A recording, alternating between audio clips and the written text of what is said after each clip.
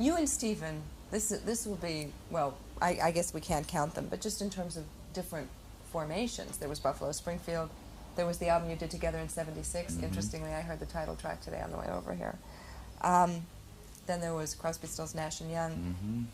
You guys seem to have a wonderful creative spark, and yet... I love playing with Stephen. It's great to play with him. He's a great musician. But there seem to be some other difficulties.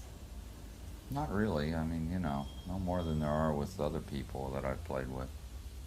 You know, different people, you know.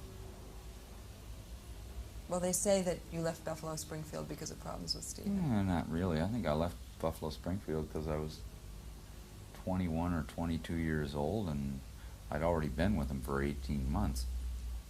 You know, I wanted to make my own records. In those days, there was no such thing as a group with a guy making solo records at the same time. That was unheard of.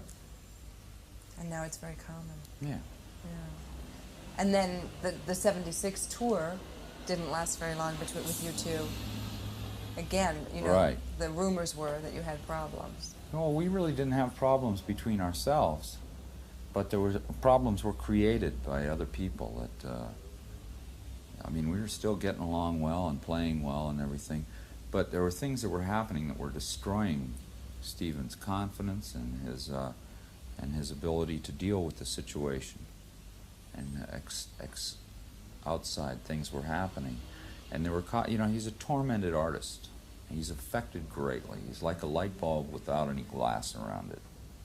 He's like a filament, and things happen, and it really affects him. He hasn't got much of an outer shell, and he's really defenseless to a lot of things that people don't realize how easy it is to hurt him.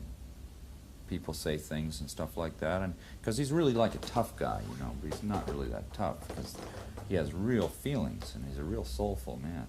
A very, you know, he could be one of the great blues men of our time, you know, if he puts his mind to just doing that. Yeah, but. You know, so people said things, people wrote things about us and stuff like that, and he was affected by it. And then, you know, he lost perspective on what was really happening and started having a negative, putting out negative things to the audience and this and that. So I thought that it was time to call it a day. And you did. You know, yeah.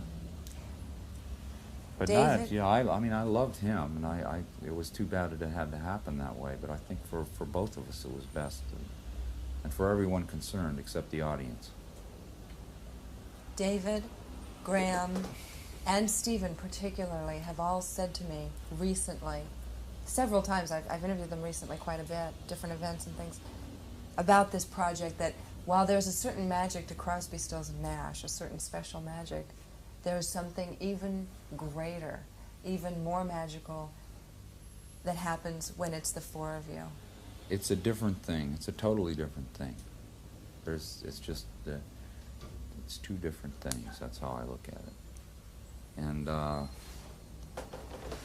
it's a great thing. We're doing it. So you feel that too, that there's something magical? Oh yeah, I feel really good about it. When it's right, it's really right.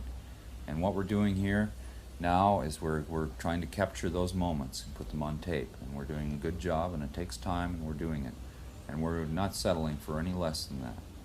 So do you have the flame? We see the flame, and we have it and we don't have it. So you try to capture it when it's there is what we keep.